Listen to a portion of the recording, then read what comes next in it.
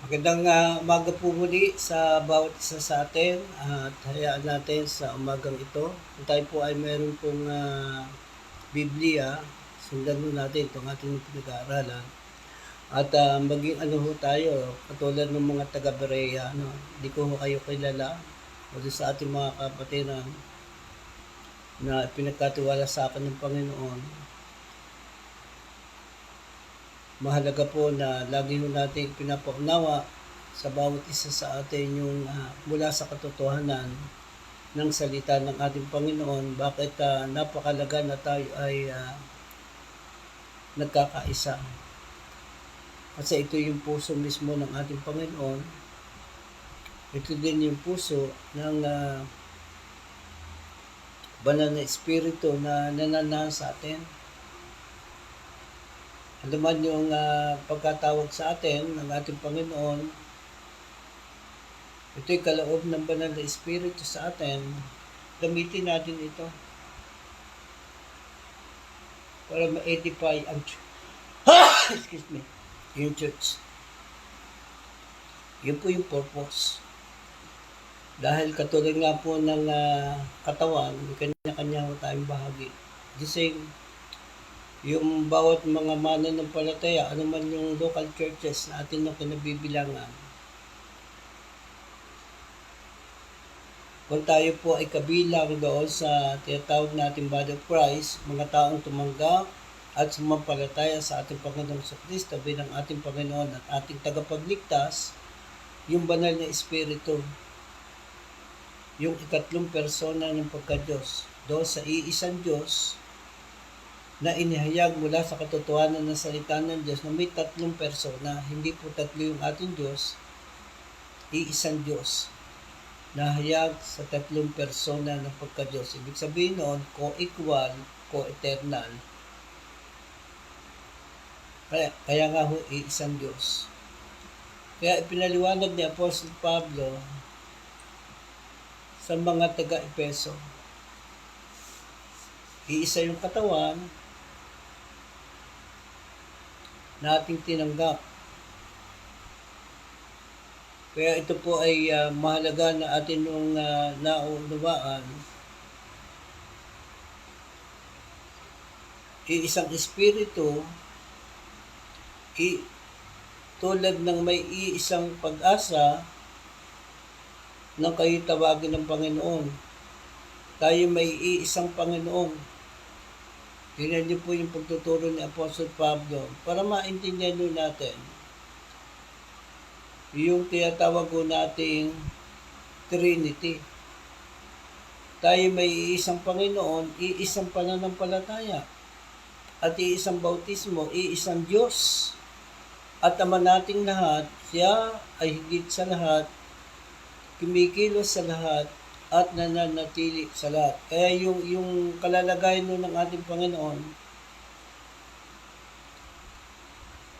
ang sabi ni Apostol Pablo, nasa Kanya ang buong pagka-Diyos. Nang siya ay magkatawang tao. Kasi sa atin, malinaw sa atin kasi yan po yung turo ng katotohanan eh. Kaya ito po ay atin yung pinag-aaralan.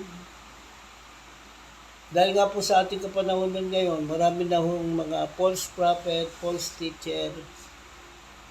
Katulad ng ating mga inaral na itong mga nakaraan, there is an evidence that we are really followers of Christ or believers of Christ. There is an evidence. Kaya, itinuro mismo ng ating Panginoon, makikilala natin ito doon sa mga gawa nila. Magre-reflect sa atin kung talagang tayo ay nasa tunay na Diyos, yung katangian na meron ang Diyos na makapangyarihan sa lahat. Kung iisang Diyos na sumasa atin, yung banal na espiritu na nananahan sa atin, hindi sila nagkakahiwa-walay. Kaya ito po yung pinapaunawa sa atin. Tingnan mo natin yung resulta ng pananampalataya na meron tayo ngayon. Kaya inaasahan ng ating Panginoon, from glory to glory, tayo po ay lumalago. Nakikita natin yung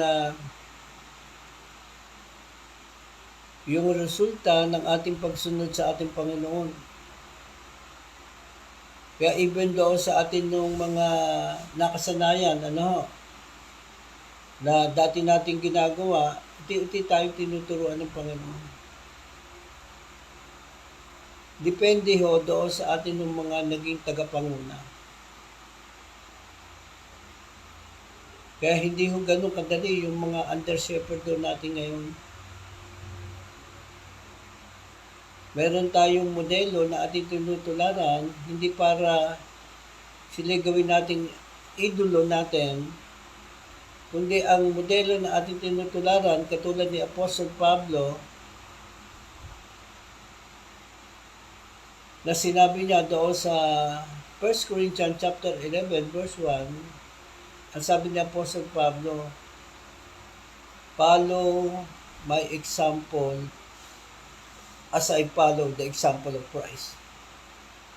Kaya meron po tayong tinutularan para hindi tayo malihis, hindi tayo maisa ng dyablo, kasi meron nga po tayong pinanggalingang pamilya. Meron, lalo na ho, kung tayo ay naging karanasan natin bilang mga mananampalataya, iba't iba yung mga lingkod ng Diyos na nanguna sa atin. Kaya mahalaga ho sa atin bilang mga mananampalataya, sino man ito, kung ito ay talagang tunay nating kaisa, ay hindi ho tayo humihiwalay doon sa katotohanan mula doon sa salita ng Diyos. Even yung mga aral na itinuro sa atin ng Panginoon, natutunan ng kanyang mga unang alagad na ituro sa atin. Ito yung tinatawag natin sound doctrine, na yung ating pananampalataya ay bunga ng ating pakikinig. Kaya sa ating panahon natin yun, even sa social media, pinananatili natin, pinapaunawa natin sa mga tao yung good news. Pag sinabing good news, ito yung aral na natutunan natin sa ating Panginoong Kristo, yung kanyang ginawa doon sa cross. Yung naging uri ng kanyang pamumuhay sa panahon na siya ay nandito sa mundong ito. Para meron tayong pattern. Kaya kapag nakita natin yung ugali natin, ang ating pananaw, ay ito ay sumasalungat doon sa halimbawang itinuro sa atin ng ating Panginoon, dahil siya nga po yung model natin i-give up na ho natin kung alam natin ito ay kaya lagi natin pinapaalalanan, kung tayo ay dating mapagmataas, meron tayong taglay na katigasan ng puso, kasi meron nga ho talagang mga tao, likas na ho yung pagiging pasaway. Kahit pa ulit-ulit natin sinasabihan, sila ay ating pinapaalalahanan, ay talagang, kaya yung faith ho natin, napakahalaga ho na ito po ay atin nung hinahakbangan.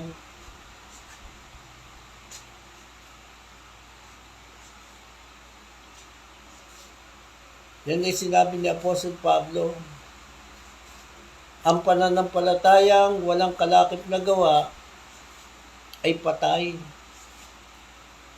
Hindi ito makapagdidiktas. At sa bawat ginagawa nating paglilingkod, tinuruan mo tayo yung pangalawang mahalagang utos. Una, ibigin natin ang Panginoon Diyos ng buong puso, ng buong kaluluwa, ng buong isip, o ng buong kalakasan. Ibigin natin ang ating kapwa tulad ng pag-ibig natin sa ating sarili. Yung way ng ating nung paglilingkod. Dahil tayo tinuruan ng ating Panginoon ngayon sa pamagitan ng Kanyang Espiritu, tayo Kanyang ginabayan, inakay tayo, mula doon sa katotohanan, yung pagmamahal natin, ibig sa paglilingkod natin sa ating kapwa, mahalaga po na ito ay motivated doon sa pagmamahal ng Diyos. Kasi unang naranasan natin yan. Yan po ay kaloob ng banal na Espiritu, kaya tayo natututo ngayon na tayo naglilingkod.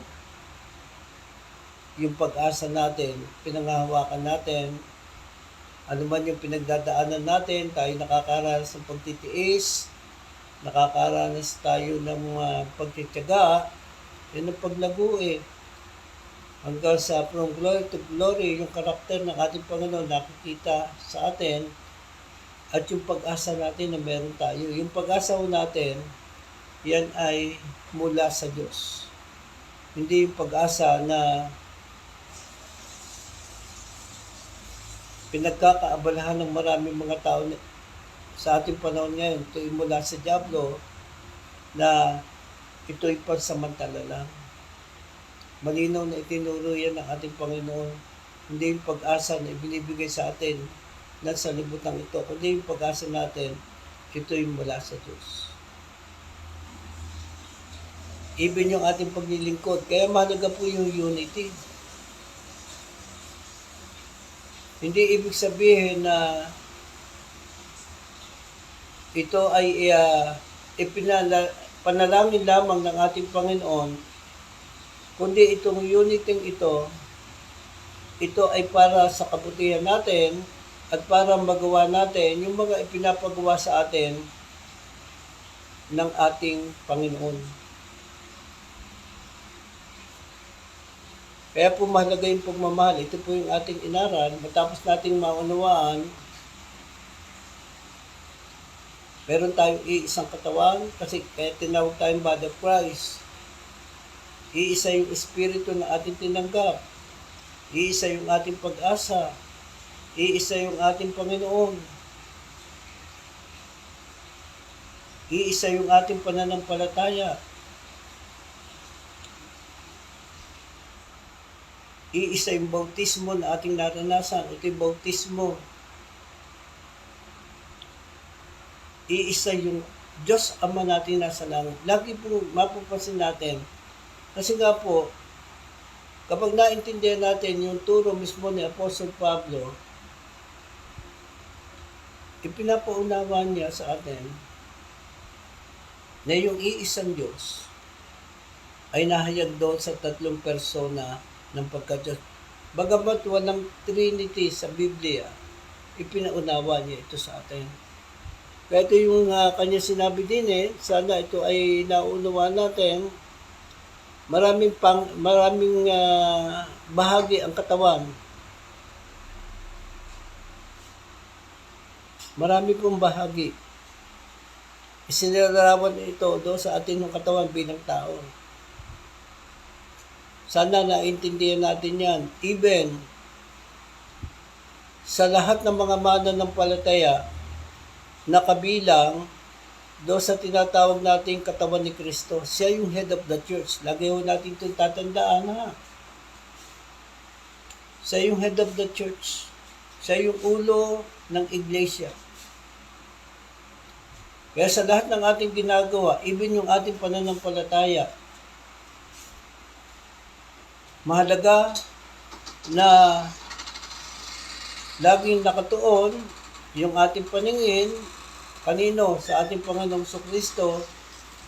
Siya yung author and the finisher of our faith. Kaya po nangyari yung kanyang kamatayan doon sa cross. Meron hong napakahalagang ginawa ng ating Panginoon na sa ating kapag ito naunawaan natin, Hindi ho nating sasayangin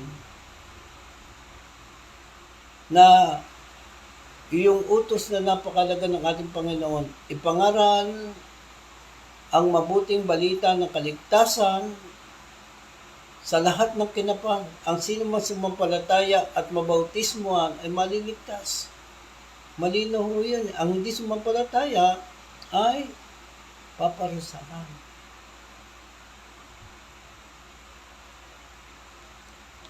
Tayo po ngayon ay nasa uling panahon na. Ang diablo, ibig yung mga demonyo na nagrebelde sa ating Panginoon, lahat ng pamamaraan gagawin niya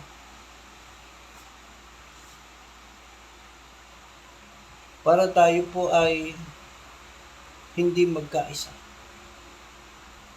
Ibig nga yung mga kahinaan na meron tayo eh. Kaya kapag tayo po ay filled by the Holy Spirit, at yung pag-ibig ng Diyos ay nananatili sa atin, ulit-ulit ko ito sinasabi, hindi ito magagamit ng diablo para tayo ay magkahiwa-hiwalay. Maliban na lang kung tayo nananatili pa rin namumuhay doon sa laman. Yan po yung pagkakaiba ngayon. Kaya maraming ngayon na mga mananampalataya, madali hong matisod. Kasi nga po, even yung kanilang paglilingkod, hindi motivated ito ng pagmamahal.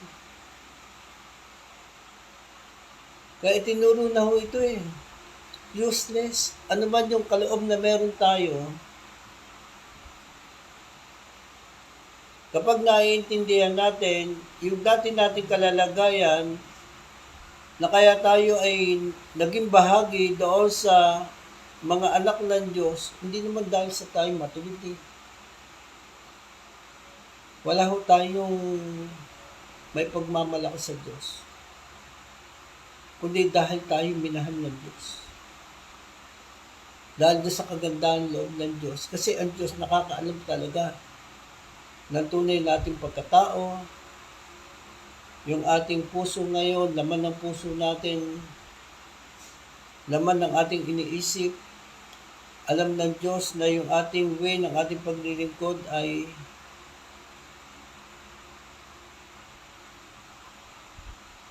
hindi ito nasasakop ng pagmamahal ng Diyos. Kaya lagi meron hinihintay na kapalit. Lahat ng mga ginagawa, kahit sabi nga, malinaw nga po yung sinabi ni Apostle Pablo sa mga taga-Corinto, ang sabi niya sa First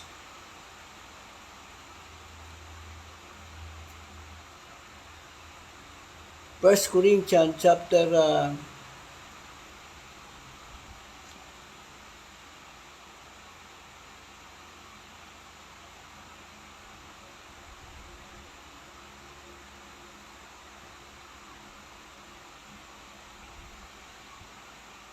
13, pakinggan niyo mabuti. Make sure doon sa mga kaloob na meron tayo, ano man yung ating mga ginagawa na paglilingkuran sa ating kapwa, ito po ay hindi dahil sa ating personal na interest, kundi lagi natin tatandaan kung paano ang ating Panginoon tinuruan tayo na tayo magmahal sa ating kapwa katulad ng pagmamahal ng ating Panginoon. Ito po yung sinabi dito ni Apostle Pablo sa mga taga Corinto, mga mananampalataya. Kinakausap po dito, mga taga Corinto.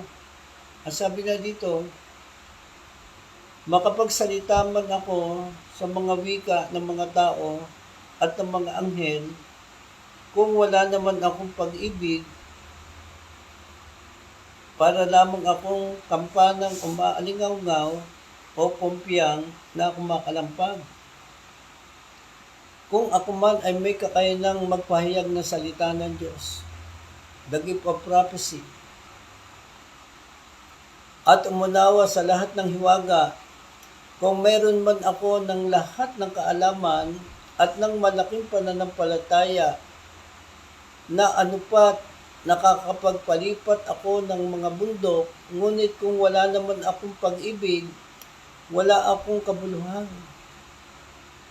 At kung ipamigay ko man ang lahat ng aking mga ari-arian at ialay ang aking katawan upang sunugin, ngunit wala naman akong pag-ibig, wala rin akong mapapala.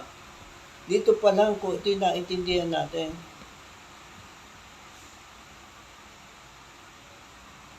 mabubuksan mo tayo, maliliwanagan mo tayo, kasi mapapagod lang tayo. Malinaw po ito eh. Wala rin akong mapapala. Wala akong kabuluhan.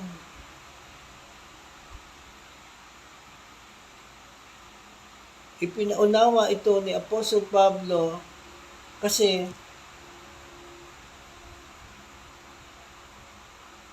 hanggat tayo nananatili doon sa laman, yung atin nung ginagawang paglilingkod useless. Sayang, lalo na kung tayo tumatanda na. Wala namang perfecto eh. Pero kung yan ang inaabangan natin, at hindi ka motivated ng pagmamahal, hindi ka makatatagan. O kaibigan, kapatid, kapwa ko lingkod ng Diyos. Peke lamang yung paglilingkod natin. Alam naman ng Panginoon, motibo ng puso natin.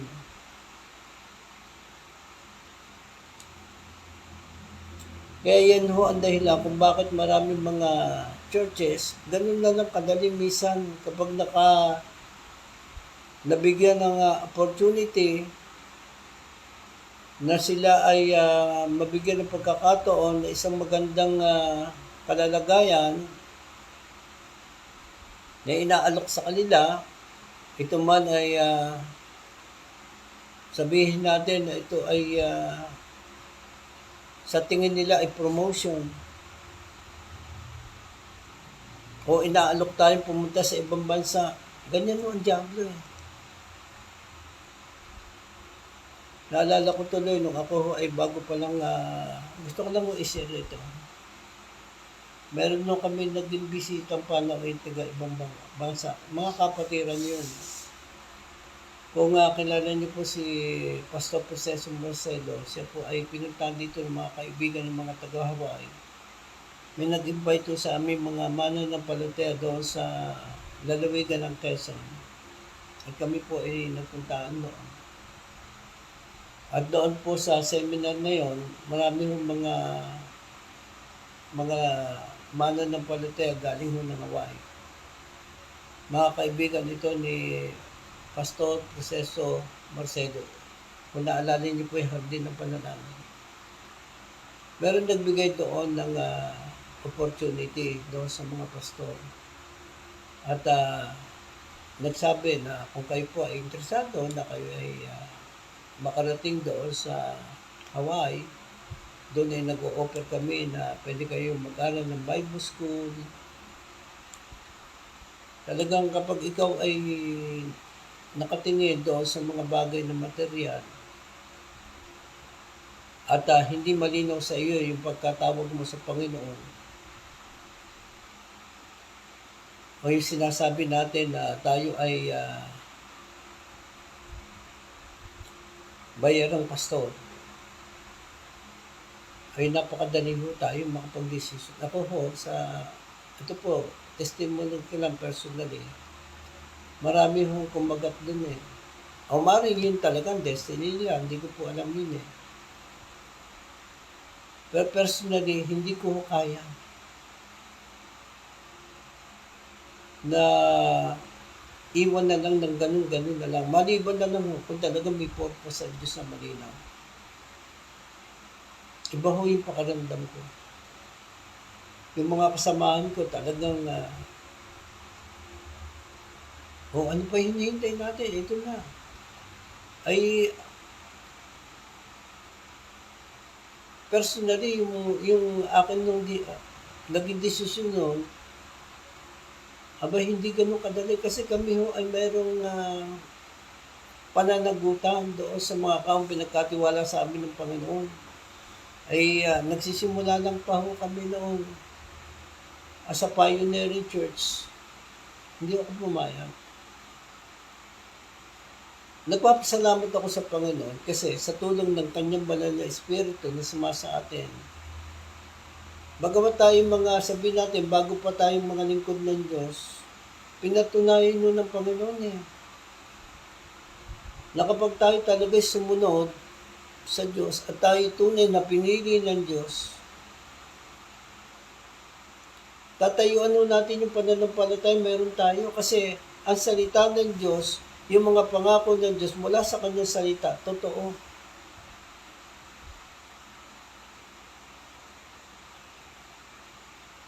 Mapanghahawakan ho natin ito.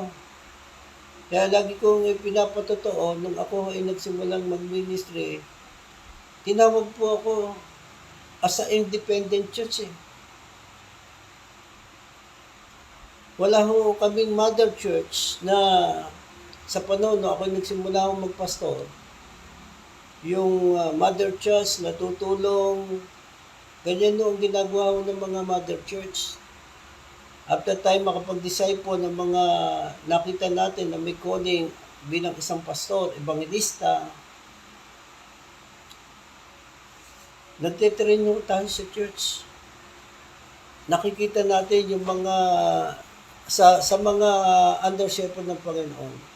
Para kang magulang nakikita mo yung mga katangian meron ng anak mo at minsan sasabi natin, ay, ito, paglaki nito, di ba yung mga magulang sa yung aking anak, parang ito ay broadcaster. Nakikita natin, parang ito ay magiging isang engineer.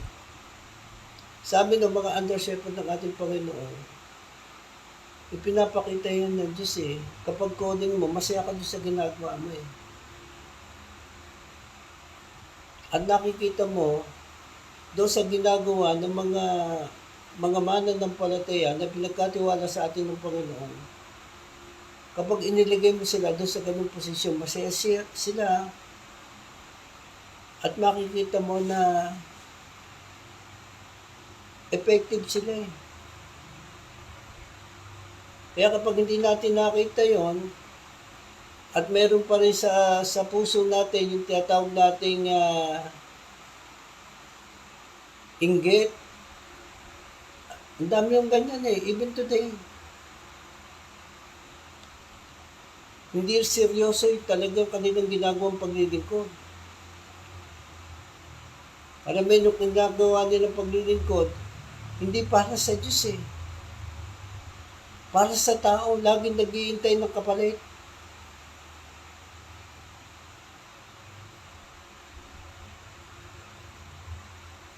Laging naghihintay ng mga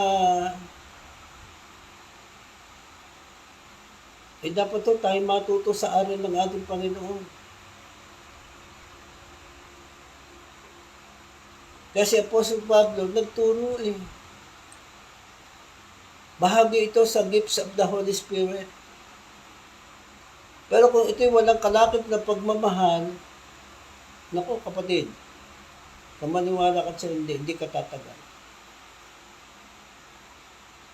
Lalo na ang ginagawa ng Diablo ngayon, ipopokus ka doon sa mga bagay na kahinaan na nakikita mo Kaya meron mga nasa loob ng church ngayon, diyan sila nagagamit ng kaaway. Kung ano yung mga kahinaan, yun ang ginagawa nila para mamintas. Salamat, meron kaming bagong mga kapatiran. Bagong-bago pa lang ito. Naintindihan nila yun Salib na sila mamintas, Salib na sila eh. Kasi kapag ang iyong paglilingkod ay pamamaraan ng tao, walang kalakip ng pagmamahal, lagi may sumbat. Ganun yun. Eh kung ikay nasanay na ganyan ang naituro sa iyo, eh talagang huwag tayo magtaka na akala natin tayo matured na, akala nga natin tayo nakatayo. Isang araw pag pinadaan tayo ng Panginoon doon sa apoy, i-test yung ating pananampalataya. Doon natin makikita tayo pala mga mabababaw pa ng mga mananampalataya. Baby Christian. Kaya alam niyo ang resulta niyan. Madali tayong matisod.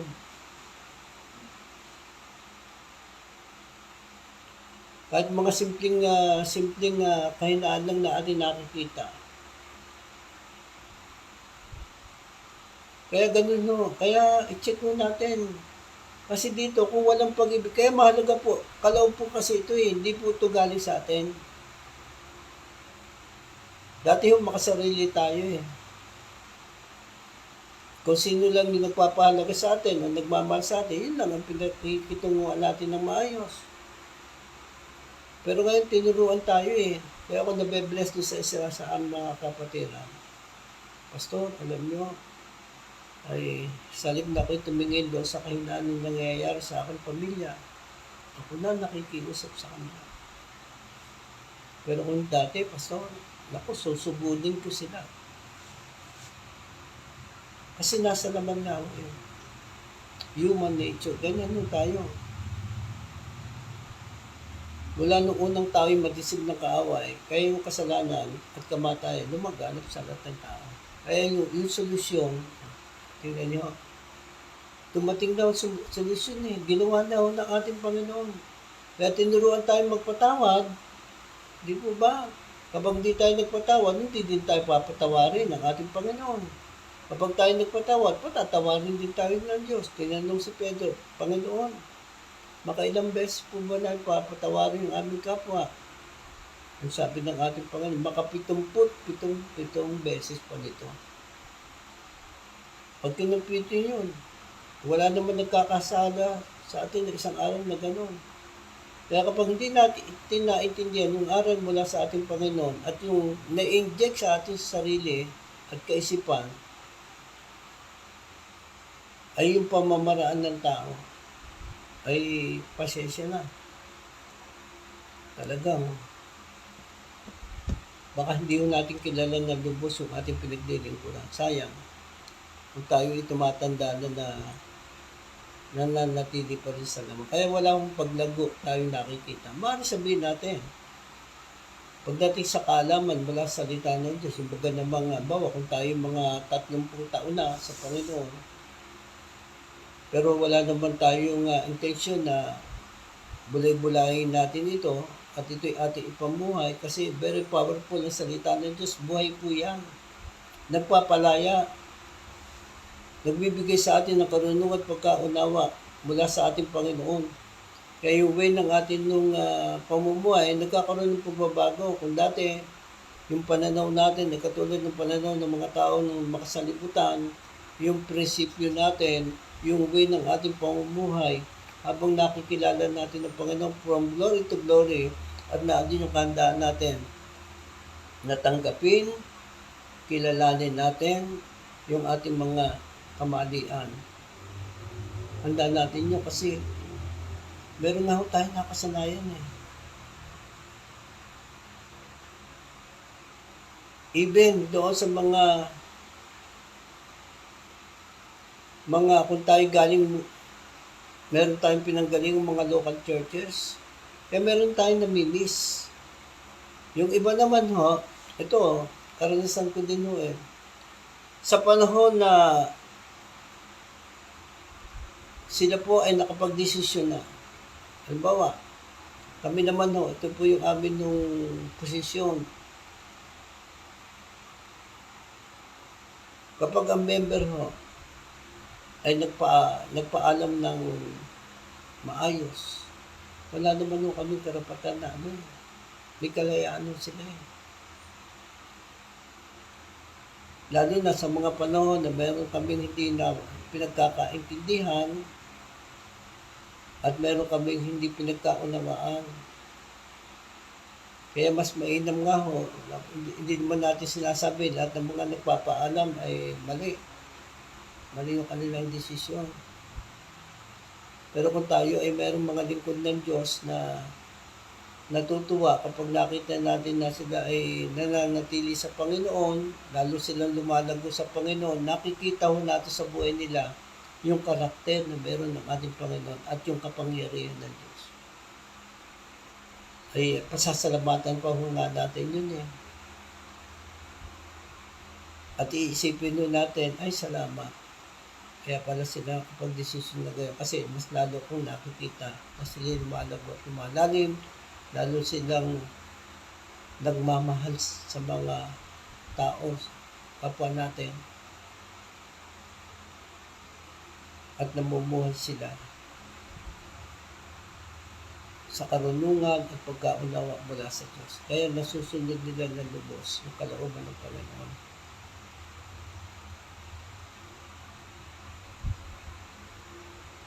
Tayo po ay nagiging masaya. Pero kung tayo ay nakatagpo ng mga tao na talagang sa kabila ng kahinaan na meron sila, yung approach sa atin ay hindi katulad ng approach sa mga taong makalaman, inunawa pa rin tayo, pinagtiyagaan pa rin tayo, hinaka pa rin tayo kasi kapatid natin yan sa Panginoon eh. Abay, huwag naman dumating yung pagkakataon sa buhay natin, parang tayo pa yung nagmamalaki. Inintindi nga tayo eh. Inunawa tayo. Hindi pinanaig yung ating pagiging makalaman. Mas naghari yung banal na espiritu. Kaya ito po yung paliwanag eh. Kaya mahalaga po yung pagmamahal ngayon.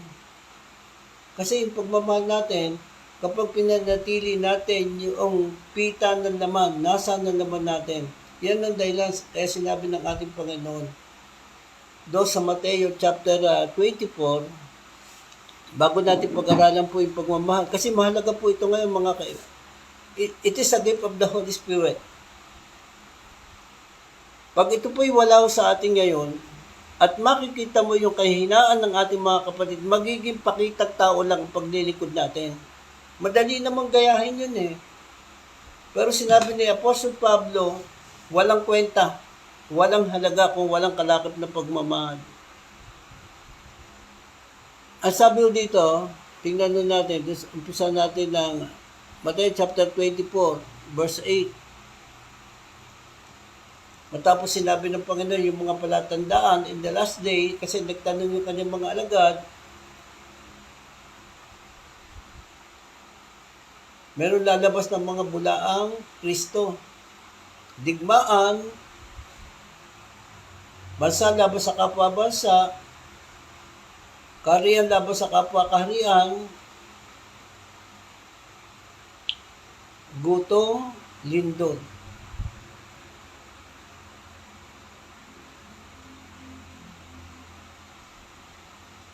Sa panahon natin ngayon,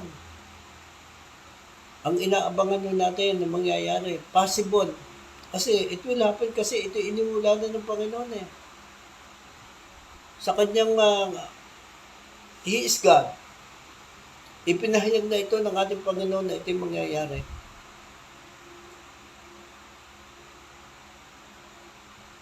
Nakakakilabot to, sa totoo lang. Kung tayo po ay isa sa nakakakita ngayon sa nangyayari sa buong mundo, ay ihilingin natin sa Panginoon, ay sa panahon natin ngayon, huwag pang paintulutan ng Panginoon, kundi manalangin tayo lagi. Sa lahat ng mga pinuno, kaya yung panalangin ni Apostle Pablo, wisdom yun eh, galing sa Diyos. Hindi lang tayo nanalangin sa ating sarili. Kasi ito yung sabi, tingnan niyo ho. Verse 9, sa mga panahon iyon, kapuputan kayong lahat dahil sa inyong pagsunod sa akin. Ang nagsabi po dito, Panginoon, ang kinakausap ng Panginoon dito, major recipient ng ating Panginoon, yung kanyang mga alagad. Kasi ang nagtanong dito sa kanya, yung kanyang mga alagad, kung kailan ang katapusan ng mundo at kanyang muling pagparito. Ito ay isinagot ng Panginoon, isasakdal kayo upang pahirapan at patayin. At dahil dito ay marami ang tatalikod, at tingnan nyo ha, at dahil dito ay marami ang tatalikod sa kanilang pananampalataya, mapuput sila at magtataksil sa isa't isa. Kinakausap po dito mananampalataya. Kaya make sure na yung foundation ng ating pananampalataya ay nakasalig daw sa pundasyong bato, walang iba kundi sa ating Panginoong Kristo. Ang sabi dito, maraming magpapanggap na propeta. Ito na ho. Even nga po yung mga under shepherd na inaakala natin ngayon. Kasi mismo ang ating Panginoon ang nag-expose nito. Hindi lahat ng tumatawag sa akin, Panginoon, ipapasok sa kariyan ng langit. Kundi yaon lamang sumusunod sa kalooban ng aking amang nasa langit. Yung ating nung gifts of the Holy Spirit, Panginoon, nangaral po ako. Sa iyong pangalan, nagpagaling na may sakit, gumawa ng himala sa iyong pangalan. Ang sabi ng Panginoon, para praise, lumayas kayo sa aking harapan, hindi ko kayo nakikilala, kayo mapagawa ng masama. Ang sabi dito, tingnan niyo mabuti. Marami ang magpapanggap na propeta at ililigaw ang mga tao. Dapat naiintindihan natin ito eh. Lalo na sa panahon natin ngayon. Yung nga isa sa dati nating kinikilala, nakatulong sa maraming mga tao. Sumulat pa ito ng aklat eh. Dapat po tayo dito nabubuksan yung ating kaisipan. Naiintindihan natin, napakalaga pala. Yung aral na itinuro sa atin ng Panginoon. Yung ating pananalangin, yung ating pag-aayuno. Bahagi ito sa pagpapakita sa natin ng ating pagpakumbaba sa Diyos.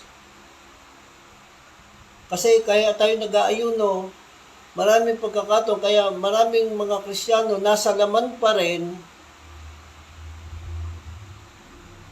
Alam niyo po ba ang dahilan? Kasi nga po, yung aral na itinuro sa atin ng Panginoon, kahalagaan ng pananalangin, kahalagaan ng pagbabasa ng salita ng Diyos, binubulay-bulay natin ito araw at gabi. Ito yung pagkain spiritual natin. Yung kahandaan natin na tayo umamin at tumanggap, kasi tayo po meron tayong kinalakihan. Meron tayong nakasanayan na hindi natin namamalayan na ituro pala ito sa atin ng ating magulang. Na-adapt natin. Hindi ko ganun kasi kadali. Kami sa nagiging, kapag ang isang magulang walang tamang relasyon sa Diyos, walang pagkaunawa sa salita na ano pong ituturo sa atin. Kaya hindi lamang po yung mga false teacher na nakikita natin. Kapag ang isang tao walang tamang relasyon sa Diyos, ano po yung ating maituturo sa kanila na may kinalaman doon sa values? Hindi kung ano yung nakasanayan natin, itinuro sa atin ng ating mga magulang. Kaya napakapalad doon tayong mga anak kung ang ating mga magulang ay mga mananampalataya. Totoo may tamang relasyon sa Diyos. Naniniwala na mayroong iisang Diyos na naik sa tatlong persona ng pagka-Diyos. Pinapahalagan yung salita ng Diyos at yung aral ng ating Panginoon.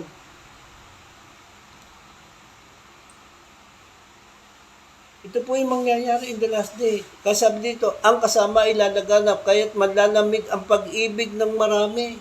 Verse 12. Manlalamig. Sa panahon natin ngayon, nakikita natin yung mga weaknesses.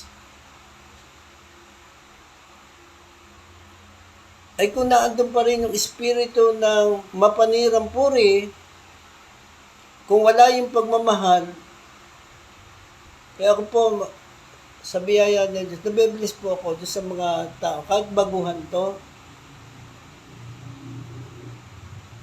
naiintindihan yung mahalagang aral ng Panginoon eh. Bagamat minsan, mayroong nga magulang, imagine, meron siyang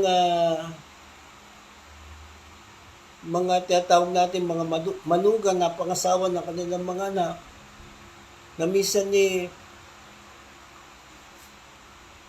nakakasakit sa kanila at sila pa yung naninira sa kanila. Ako po yung natuwa kasi imbis na gatungan pa niya yung mga anak niya, ang lagi niya sinasabi, kasi Kristiyano na ito Naunawaan niya, siya nga pinatawad ng Diyos Sa kabila ng siya ang daming mga kasalanan ginawa laban sa Diyos. Dating magsusugal, dating manginginom.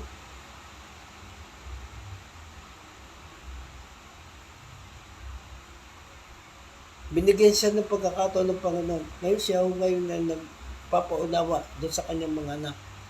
Mga anak, kayo na ang bahalang munawa.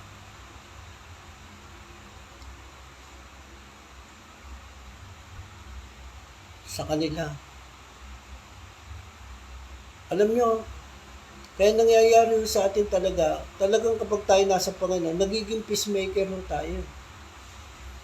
Pero kung ikay nasa naman, naku, magkakaroon ng kampi-kampi sa loob ng pamilya.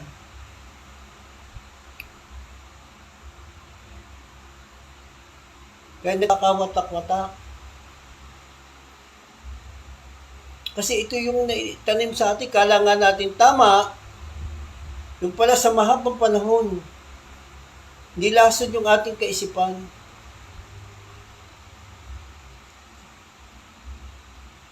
Kaya po sinabi, ipagkakanulo nila, sabi, ang kasama ay lalaganap, kahit manlalamig, ang pag-ibig na marami.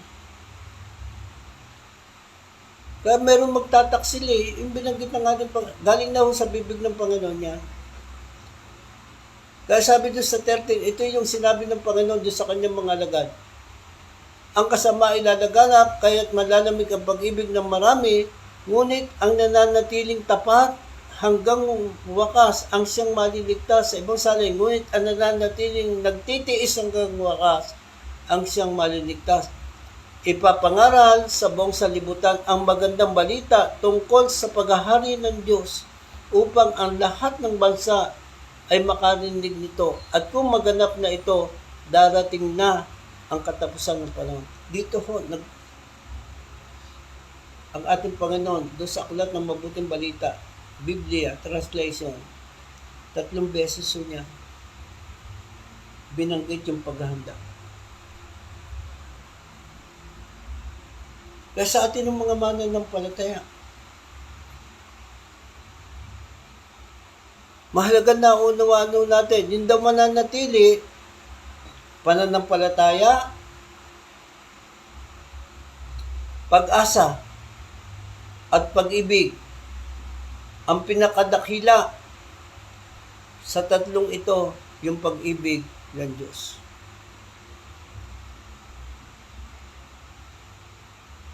Sinabi mismo ito ni Apostle Pablo. Kaya kung susuriin natin, alamin natin yung 13 after na pinaliwanag niya, kasi mahalaga sa atin ngayon yung pag-ibig ng Diyos. Ito po yung unconditional love, agape love. Sa panahon natin ngayon na nakikita natin na nangyari yung prediction ni Apostle Pablo na yung kasamaan ay lalaganap sa ating kapanahunan ngayon, yung pag-uugali ng mga tao, even pinagpapakilalang sila yung makadiyos, pero hindi naman makita ang kapangyarihan nito sa kanilang buhay. Ang sinabi ni Apostle Pablo, iwasan mo yung ganitong uri ng mga tao. Bakit? Magdadamay pa ho ito. Magdadamay pa ito. Kasi makalaman sila Kaya ingat ho kayo. Hilingin natin, nabigyan tayo ng kaloob ng banal na Espiritu ng makaunawa. Discerning Spirit. Makita nyo talagang totoong pagkatao ng isang tao.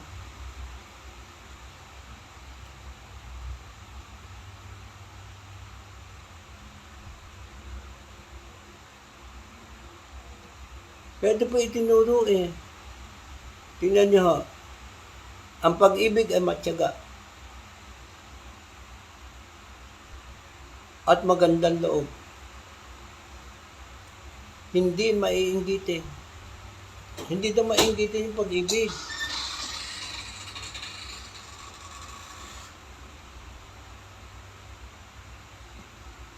Hindi mainggitin ng pag-ibig. Hindi mayabang.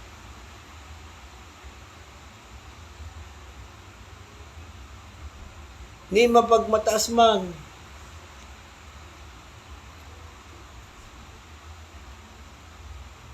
Hindi magaspang ang pag-uugali.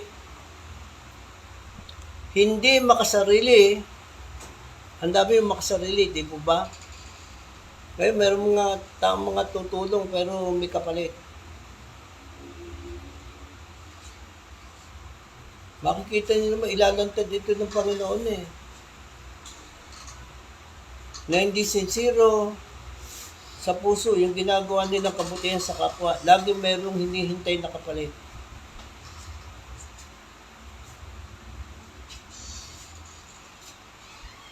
Hindi mapagmataas man.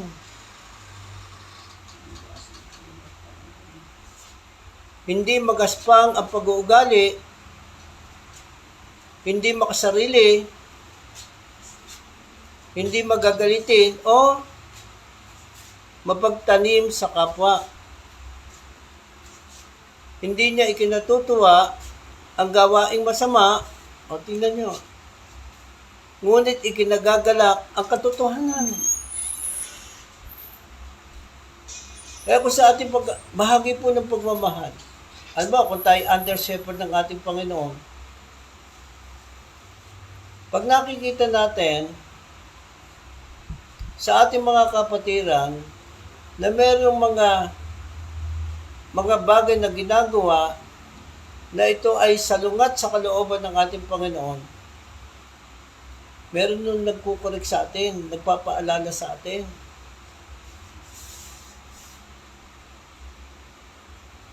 Tayo po nagpapasalamat kasi wala naman nung perfecto eh. At kapag narinig natin, tama, ito'y katotohanan, ikinagagalak ho natin.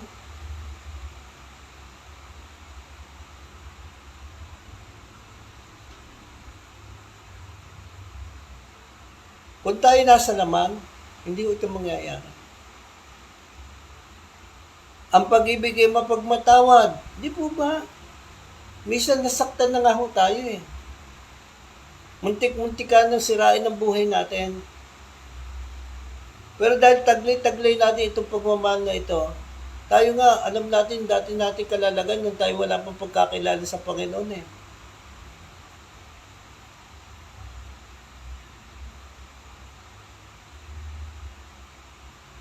Pinatawad tayo ng Panginoon eh, pinagtyagaan tayo ng Panginoon eh.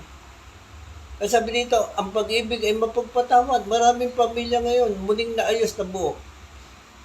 Kasi naintindihan yung pagpapatawad eh. Pero kung ang paglilingkod natin ay peke, walang kalakip na pagmamahal, sorry to say, mali ang pamamaraan mo na atin nung ginagawang paglilingkod sa kapwa natin. Peke. Mapagtiwala. Di po ba, lagi may chance eh.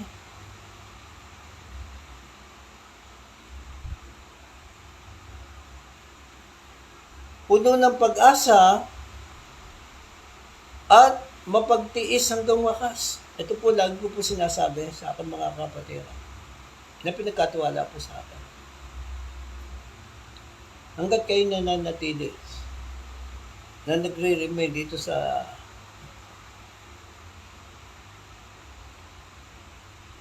iglesyang ito na pinagkatiwala sa akin ng Panginoon. Kung ano nakilala niyo sa akin, mananatili pa rin yung aking paglilingkod sa inyo. At hindi ito magiging dahilan para dumating ang pagkakataon na ikukonsinti na lang tayo doon sa mga maling ginagawa natin Dahil ang personal na motibo na inilagay sa puso ko ng Panginoon, hindi naman sa bilang, sa dami, kundi mahalaga, alam ko na meron tayong accountability. Pakinggan niyo po ito mga kapwa ko, mga lingkod ng Diyos. Pag hindi natin sila nairap, naganap, hindi natin sila in-equip, hindi ho tayo. Kaya napakalaga yung banal na Espiritu sumasa atin. Ang laki ho ng pananagutan natin sa Diyos. Pero kung tayo nagsalita ng katotohanan sa kanila, itinuro natin sa kanila yung katotohanan mula sa salita ng Diyos. Ano man ang kanilang ginawang desisyon, hindi ho nating hawak. Pero wala na ho tayong pananagutan doon.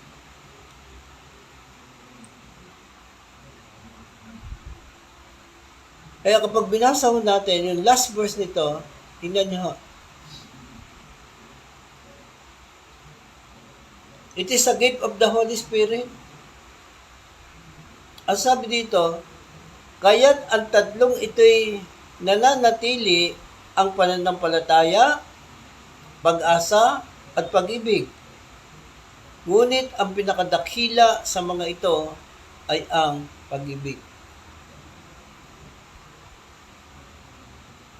Yung totoong umiibig, ayon din kay Apostle Pablo, ang sabi dito sa Roma,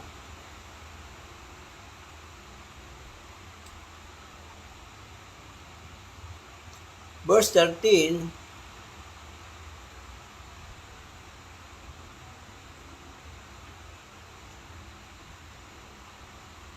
ang sabi dito sa Roma chapter 13, Roma chapter 13,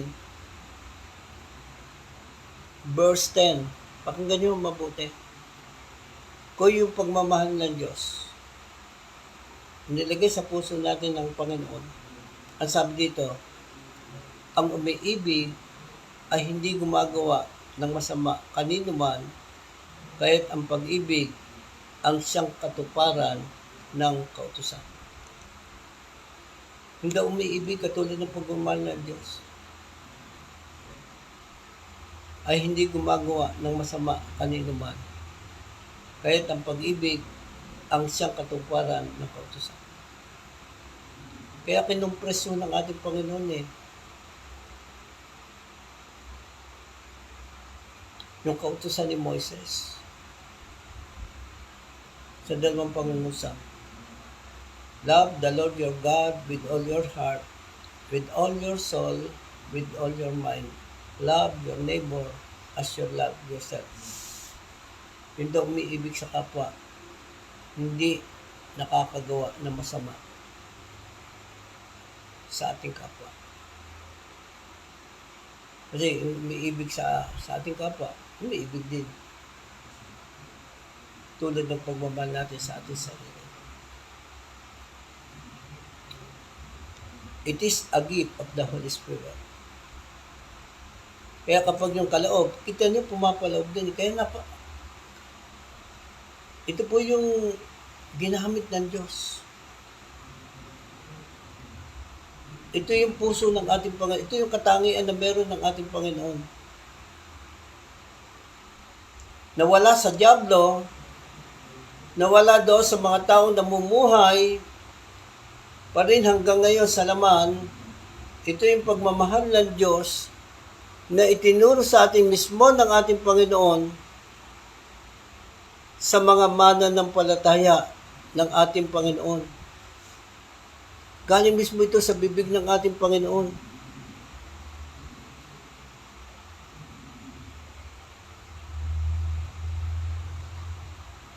Kaya nawa ito po ay ating naiintindihan, mga minamahal ko, kapwa ako lingkod ng Diyos, yung sinabi ng ating Panginoon doon sa John chapter 13, si Jesus mismo nagturo nito para ho tayo maging legit.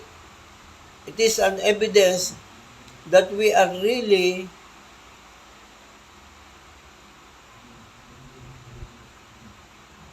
disciple of Christ.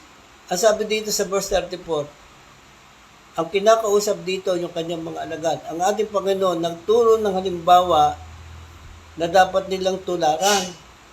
Ang sabi dito, isang bagong utos ang ibinibigay ko sa inyo ngayon, mag-ibigan kayo kung paano ko kayong iniibig.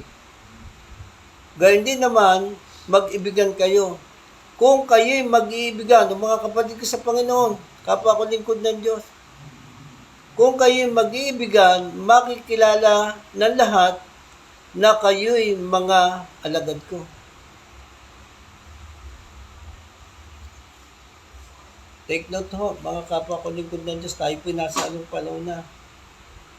Marami tayong mga dating kasamahan, yung iba nga ay natulungan natin. Nabigyan natin sila ng pabor dahil kabilang na sila sa mga mananampalataya na ngayon. Imagine, naranasan natin, di po ba? Pinagtaksilan tayo. Tinirato natin sila ng maayos. Di sila naranasan ng Panginoon yan eh. Una doon kay Judas, na isa sa kanyang mga alagad. Sa kanyang mga alagad. Ibig si Pedro nakatatapang. 3 beses siyang ikinatuwa.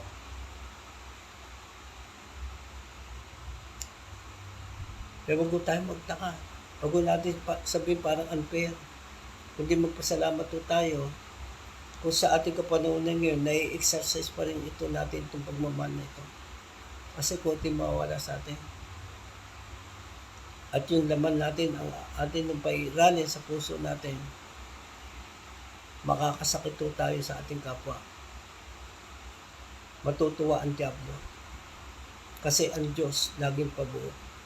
Si Satanas, gagawin niya ang lahat. Kahit yung pinakamagandang relasyon ng mga mananampalataya, even yung mga taong nilikha ng Diyos ayon sa kanyang larang promise. Kaya maraming wasak na pamilya ngayon, hindi nagkakasundong pamilya ngayon. Kasi ito yung resulta kapag laman ang naghari sa buhay natin, ang pagmamahal. Katulad ng pagmamahal ng mga taong makasalubutan, iba yung pagmamahal ng Diyos. Kaya kung tayo po yung mga lingkod ng Diyos, paalala ko sa atin, anuman yung kaloob na meron tayo, nabigay ito sa atin ng Panginoon. Kapag walang kalakip na pagmamahal, kahit ialay natin ang ating buhay, ibigay natin yung ating mga ari-arian, gumawa man tayo ng himala, nasa atin yung gift of the Holy Spirit. Without love, bahagi ito sa kaloob ng banal na Espiritu sa atin. Lahat ng ating ginagawa is useless. Alam niyo po ba kung bakit? Kasi ang nandaig sa atin, yung masamang nasa ng ating laman. Pagpalain po tayo ng Panginoon at nawa itong message na ito, kung ito po ay nakapangusap sa atin, isiro natin ito, lalo na doon sa atin ng mga kapatid natin sa Panginoon. Para hindi ho yung pag-ibig natin sa panahon na lumalaganap ng kasamaan, tayo manghinawa, manlamig tayo, nambisa nandun yung pagtataksil doon mismo sa ating mga kapatid sa Panginoon. Tayo po'y manalangin. Hallelujah. Dakilang Diyos na makapangyarihan sa lahat, pinupuri ka namin at pinsasalamatan ka namin. Salamat po Panginoon sa panibagong mensahe na ipinagkaloob mo po sa bawat isa sa amin, O Diyos. Panginoon, nawabuksan mo ang aming puso't isipan. Patuloy kami humingi sa iyo ng iyong kahabagan. Lord, salamat. At nawa yung kabutihan sinimulan mo sa bawat isa sa amin, sa bawat mga mananampalataya mo, O Diyos. Patuloy mo lubos-lubusin, O Diyos. Huwag po kayong pumayag na lubusan, O Diyos, na mailayo yung mga elect, Panginoon, upang sila'y ma-impluensyahan, Panginoon, na sila'y tumalikod sa iyo mamuhay na manatili doon sa masamang pita ng laman, O Diyos. O Diyos, in the name of Jesus, Panginoon, pinanghawakan namin, Ikaw ang nagpapatubo at nagpapalago. Ikaw ang nagbubukas ng kaisipan ng mga tao na naandun po sa kabulagan, spiritual, O Diyos. Lord, in the name of Jesus. Kaya kami po ay nagsusumamo sa iyo, nagpapakumbaba sa iyo. Tinataas ko po lahat ng mga mananampalataya mo, hindi lamang po dito sa iglesyang ito na Jesus of Messiah. Sa buong body of Christ, Panginoon, dito sa Barangay San Francisco, sa bayan ng Victoria, in the name of Jesus, sa siyam na barangay, Panginoon, nawa ang iyong lokal na iglesia, Panginoon. Pagharian mo po kami ng lubos, hayaan mo kami ay tulungan mo kami, O Diyos, na makalaya na po doon sa masamang nasa ng laman. Kundi hayaan mo, O Diyos, sa pamamagitan ng iyong banal na Espiritu, na manatili itong manahan sa amin, O Diyos. Mag-akay sa amin, magturo sa amin, Panginoon, kung ano yung kalooban mo, O Diyos. Magbigay sa amin ng lakas upang tanggihan namin, Panginoon, yung mga bagay na hindi mo kalooban, Panginoon. Tulungan mo kami na kami maging asin at liwanag. Saan man kami naroon? Ngayon, kaya itinataas ko po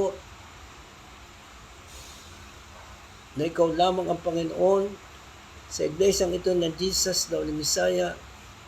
Ikaw lamang ang Panginoon dito po sa Barangay San Francisco. Ikaw lang ang Panginoon sa bayan ng Victoria, Panginoon. Kasama po yung Barangay Pagalangan, Barangay Nanhaya, Barangay Saroque, Barangay San Peles, Barangay San Benito, Barangay Masapang, Barangay Bangka-Bangka, Barangay Daliw. Father God, in the name of Jesus, tinatalian ko at pinaparalisa ang lahat ng lalang at pakanan ni Satanas at ng kanyang mga kampon sa makapangyarihang pangalan ni Jesus. In the name of Jesus, sa pangalan ni Jesus, Panginoon, in the name of Jesus, at inihiling ko po, Panginoon, na malayang pagkilos ng iyong banal na Espiritu, O Diyos. In the name of Jesus, Panginoon, wala mo kami magagawa. Kailangan ko po namin, O Diyos. Sa lahat ng impluwensya at atake ni Satanas at ng kanyang mga kampo sa buhay ng maraming tao ngayon. Kaya maraming nagre-rebelde, kaya maraming pasaway, kaya marami ho, Panginoon, na bulag spiritually, Lord God. Lord, in the name of Jesus, hayaan mo sa bawat mga mananampalataya mo, Panginoon, sa biyaya tabag mo, sa tulong mo, O Banal na Espiritu, O Diyos, yung kaliwanagan mo, O Diyos, ay mayag sa amin. Gamitin niyo po kami sa aming kapanahonan ngayon, O Diyos, na kami maging asin at liwanag sa salibutan ito, Panginoon. In the mighty name of Jesus. Maging dito po sa lalawigan ng Laguna, sa buong bansang Pilipinas, Luzon, Visayas, Mindanao, sa bansang Israel, Lord God Jesus. Lord, salamat sapagkat ikay tapat sa iyong mga pangako.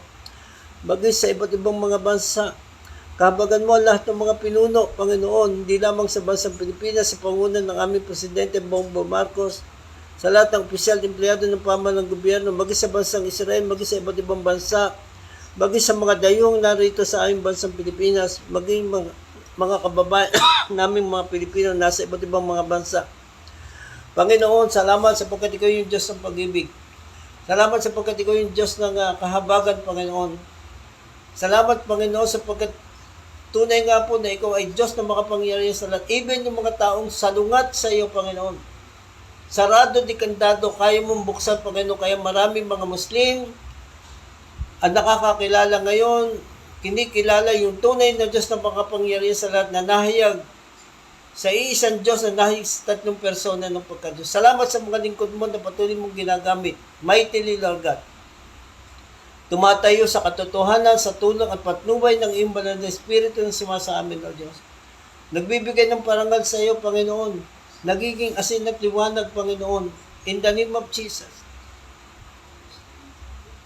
Sa makapangyarihang pangalan ni Jesus.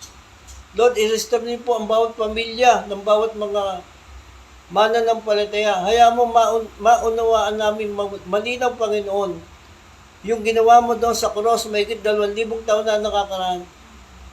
In the name of Jesus, save them, Lord God. Lord, meron kang pangako sa amin na kapag kami sumampalataya sa iyo, Panginoong Kristo, hindi lamang po kami maliligtas ang po ng aming buong sambayan. Hayaan mo masumpungan mo sa lahat ng mananampalataya mo, O Diyos, na yung aming pananampalataya na narinig patungkol sa iyo, Panginoong Kristo, O Diyos, ito ay magbunga sa amin, Panginoon. Maiakbang namin ito, Panginoon. In the name of Jesus, tayuan namin ito, Panginoon. In the name of Jesus, mabigyan ka namin ng karangalan, Panginoon, sa makapangyarihang pangalan ni Jesus. Lord, pagpalahain niyo po yung mga lingkod mo na ginagamit sa aming kapanahunan ngayon. Mightily, Lord God. Salamat, Panginoon, at tayo mo manatili po sila sa iyo. Huwag niyo ngayon na sila madisib ng kaaway, kundi bigyan niyo po sila ng karunungan, pagkaunawa mula sa iyo, O Diyos, upang masunod po ng bawat isa sa amin na lubos, O Diyos, ang iyong kalooban. Sa ganon, kami po'y maging karapat-dapat sa iyo. Kami po'y maging kalugod-lugod sa iyo. Sumagana po kami sa lahat ng uri ng mabubuting gawa at tumawak ang aming pagkakilala sa iyo, Diyos. In the name of Jesus. Panginoon, yung po mga sasakyan pandagat, panlupa, panghimpapawid, mga kapitan ng barko, sa lahat ng mga pasahero, Panginoon, yung divine protection mo, igawad mo, O Diyos. In the name of Jesus, makaiwas sa iba't ibang mga aksidente, makaiwas sa maraming namamatay ng mga tabungan na aksidenteng ito. Lord God, pagkalooban din po ng wisdom, maging maingat kami, Panginoon, kalakap yung iyong pag-iingat, O Diyos. In the name of Jesus, na kami sumunod sa batas trapiko. In the name of Jesus. Kalakap po yung pag-iingat mo sa aming pong mga mahal sa buhay na nasa malayong lugar, nasa ibang bansa, Lord God, Lord, yung iyong provision, yung iyong protection, yung kaligtasan, nagmumula sa buhay na walang hanggan.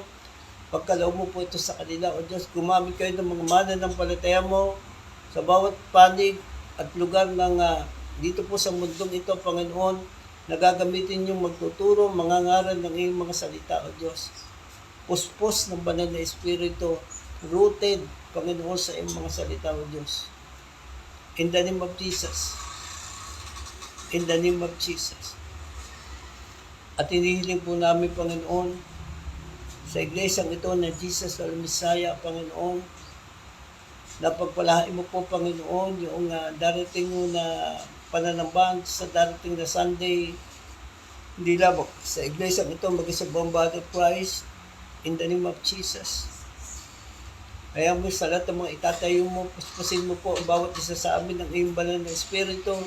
Sa tahanan pa lamang mo, mayandahan na ho namin ang aming sarili para ho sa amin nung pagsamba sa iyo, makasamba kami sa iyo sa Espiritu at katotohanan, isang haing buhay, banal at kalugod-lugod, bagi sa iglesyang ito ng Jesus the Messiah, sa gawain pinagkatiwala niyo po sa amin, yung pong aming family dinner fellowship, Lord God. Lord God, prepare your church. Kinaisang ito ng Jesus the Messiah. Ipuin mo po yung bawat mga pamilya namin. Inimbitahan namin sa side po ng aming tatay, ng aming nanay, sa amin ng mga kaibigan, kakilala, sa aming kapwa mga pastor, Panginoon, din sa bayan ng Victoria, O Diyos. Lord God, speak with them. Dako niyo po yung kanilang mga panyapak dito po sa lugar na ito ng ligtas. At hayaan mo po sa bawat mga kapatiran namin, sa iglesyang ito ng Jesus the Messiah, doon sa mga nakadelegate sa bawat isa, may bigay namin ng pinakamainam, pinaka-the best, Panginoon, dahil ito ginagawa namin para sa iyo, Panginoon. Hindi para sa aming sarili, hindi para kami ay hangaan ng tao, makakuha kami ng attention sa tao, kundi ikaw yung aming maparangalan. Kaya inaasahan namin, Panginoon, yung magandang panahon. Bigyan niyo po kami ng maliwalas na panahon, O Diyos, hindi po uulan, hindi po magkakaroon ng dahilan, Panginoon, para mahadlangan, Panginoon, itong gawain mo ito, Panginoon. Ngayon pa lang ako po'y sumasamo sa iyo, in the name of Jesus, na hindi ako niyo po naligtas, na andun po sa tahanan pa lang, ihanda mo na po yung puso ng mga naaniya namin, Lord, inaasahan namin yung himala na gagawin mo, himala ng pagbabagong buhay, himala ng kaligtasan na tatanggapin ng maraming mga tao. Buksan niyo po yung kaisipan ng bawat isa sa amin. Maintindihan namin, Panginoon, yung kahalaga ng ginawa mo daw sa krus na meron lang iisa na tatanging tagapagligtas, walang iba kundi ikaw, Panginoong Kristo. At sa tulong ng iyong banal na Espiritu na sumasama, inaasahan na namin, Panginoon, dahil ito pangako mo, we are more than conquerors through you who love us. Nangako ka sa amin, Panginoon, patuloy po namin itong pinangawakan. Kasi sinabi mo, huwag kami magbukas sa lapi. Masaya na kami kung anong meron kami, O Diyos, dahil hindi mo kami iiwan, ipababayaan man. Kaya kami may tapang na kayo po ang tumutulong sa amin. Ano ang magagawa sa amin ng tao? Dahil ang tao, Panginoon, ay may limitasyon lang. Ikaw ay wala, O Diyos. Salamat sa mga gagawin mo, Panginoon, na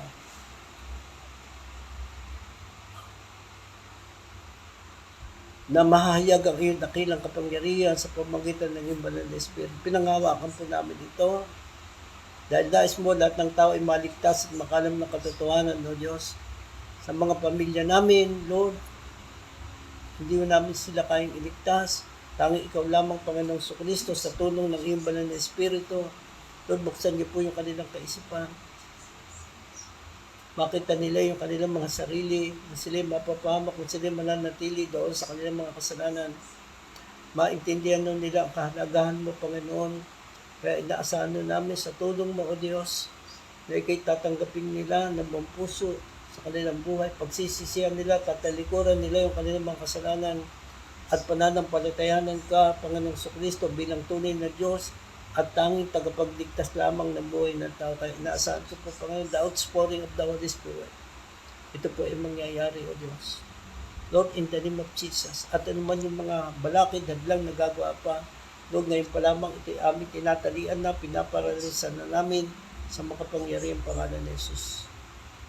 At hinihiling po namin, O Diyos, inaasahan po namin ang mambalan na sa langit sa pangalan ni Jesus, yung malayong pagkilos ng iyong banal na Espiritu sa buhay ng mga mananampalataya mo sa iglesang ito ng Diyos ng Bisaya. Lord, excited na kami sa iyong gagawin, Panginoon. Inaasahan na namin ang iyong presensya, ang siyang kikilos, even yung provision mo sa lahat-lahat ng aming pangangailangan, yung amin yung ihahanda, Panginoon, yung paghahanda, Panginoon, ng mga bawat mga mananampalataya mo na nakatalaga sa iba't ibang mga committee, O Diyos, Lord, wisdom and understanding mula sa pagkalumot ko sa bawat isa, maparangalan ka namin, malugod ka namin, O Diyos. In the name of Jesus. Lord, salamat po. Ngayon pa lamang po, binabalik na namin sa iyo lahat ng papuri, parangal, ang lahat ng katagumpayan ay tangi sa iyo lamang, O Diyos. In the name of Jesus. Salamat po. Ito po yung aming samot dalangin sa makapangyarihang pangalan ng Jesus na tayo magsabi ng Amen and Amen. To God be all the glory. I love you and God bless you all. Mabuhay po tayo.